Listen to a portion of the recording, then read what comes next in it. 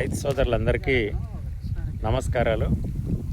వర్షాలు లేవు, నీళ్ళు ఎడిపోతున్నాయి, నీళ్లు జాలట్లేదు అని చెప్పి అంటున్నారు. కానీ నీళ్ళని పొదుపు చేసే విధానం కూడా నేర్చుకోవాల్సిన అవసరం ఈరోజు ఉందనేది ఈ రైతుని చూసిన తర్వాత నేర్చుకోవాలి. ఎందుకోసం అని అంటే ప్రతి చుక్క నీటిని కూడా ఏ రకంగా పొదుపు చేసుకోవాలి. ఈరోజు మొత్తం టోటల్గా ఎటు చూసినా కానీ ఎడారి లెక్క ఉంది. మొత్తం వాతావరణం అంతా కూడా ఎడారి లెక్క ఉంది. ఎక్కడ కూడా ఏంటంటే నీళ్ళు లేవు. ఏ బోర్ నీళ్ళు ఆ బోర్లోనే లోపట మాత్రమే ఉన్నాయి. మొత్తం టోటల్గా అంతా కూడా ఎటు చూసినా కానీ ఏంటంటే కంప్లీట్గా ఎడారి లెక్క ఉంది. కానీ ఇక్కడ చూడండి, ఇది చేపల చెరువుల కోసం తీసిన గుంట కాదు, ఇది చేపల చెరువు కోసం తీసిన చెరువు కాదు.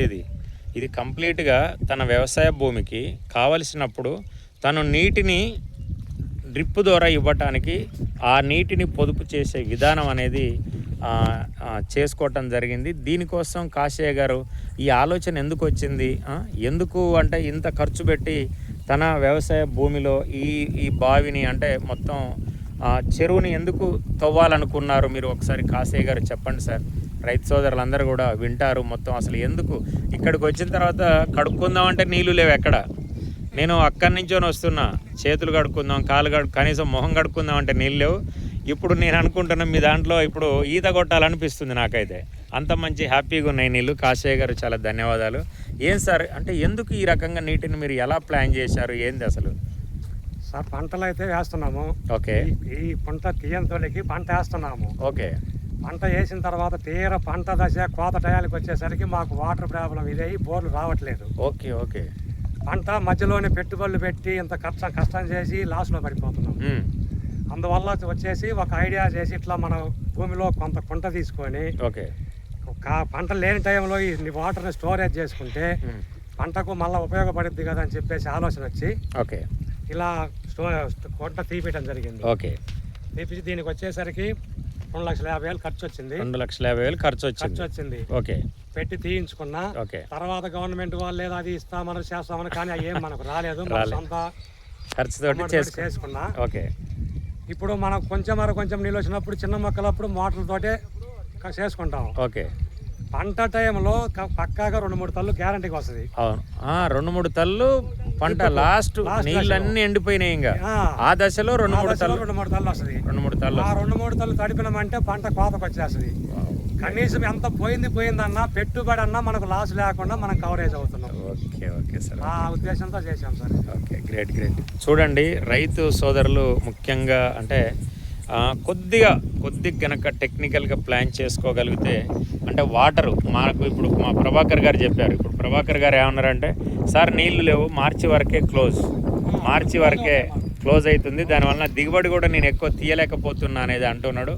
ఇప్పుడు ప్రభాకర్ గారు ఫస్ట్ చేయవలసిన పని ఏంది అని అంటే తనకున్న 10-12 ఎకరాలలో ఖచ్చితంగా ఈ రకమైన పద్ధతి అనేది పాటించగలిగినట్టయితే తన 10 ఎకరాలకు కూడా ఏప్రిల్-మే నెల వరకు కూడా ఏంటంటే మనం వాటర్ ఉండే విధంగా మంచి దిగుబడి మిర్చి పంటలో ప్రధానంగా వచ్చేటట్టుగా మనం చేసుకోవచ్చు. Okay sir, thank you. చాలా సార్ వర్షాలు పడి నీళ్ళు వస్తాయి కదా సార్. ఓకే, మన సేనింగ్ కట్టుకునేది ఒక రోజు 2 రోజులు కట్టుకుంటాం ఒక ఎకరానికి.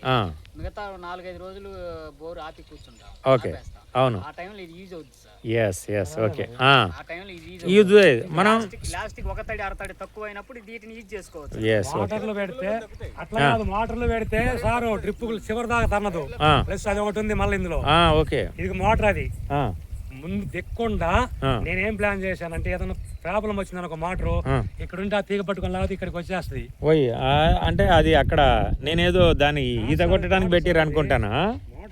మోటరు ఇక్కడ చూడండి, ఇది మోటరు మునిగిందనుకో మనం దిగి తీయాలంటే కష్టం అయింది అని చెప్పి దాన్ని మునగదు. అది మోటార్ అది తీగలు కట్టే కదా ఆ చివరికి డ్రిప్ తీగలు డ్రమ్ము కట్టేసి ఈ తీగ పట్టుకొని ఆ వల్ల లూజ్ చేసి ఈ తీగ పట్టుకొని లాగి చివరికి వచ్చేస్తుంది మోటార్ కిందికి వస్తాయి. లోపలికి పోవాల్సిన అవసరం లేదు. ఆ వైర్ ఉపదీసి ఈ వైర్ తీసుకుని ఇట్లా అయితే డ్రమ్ తో వచ్చేస్తుంది అనమాట. అంటే గాలి అటు ఇటు పోకుండా అటు ధరికి ఇటు ధరికి తీగలు కట్టేసాయి అనమాట. అటు ధరలో పోకుండా.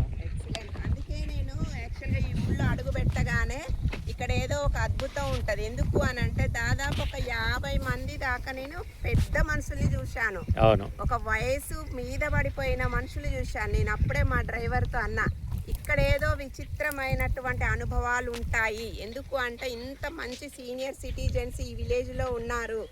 ఈనాటి తరానికి ఏదో ఒక మెసేజ్ ఇస్తారు వీళ్ళు.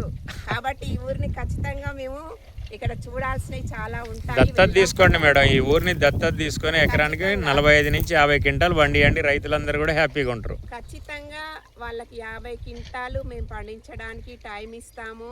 ఆలోచనలతోటి వాళ్ళు చాలా ఎంత మంచి ఆలోచనలు అంటే మోటార్ కూడా మునగకుండా ఒడ్డు మీద ఉండి బాగు చేసుకునే విధానాలని ఈనాటి తరానికి నేర్పిస్తున్నారు. Okay, great. ఓకే కాశయ్య గారు, ధన్యవాదాలు. చాలా ఓకే సార్, నమస్తే.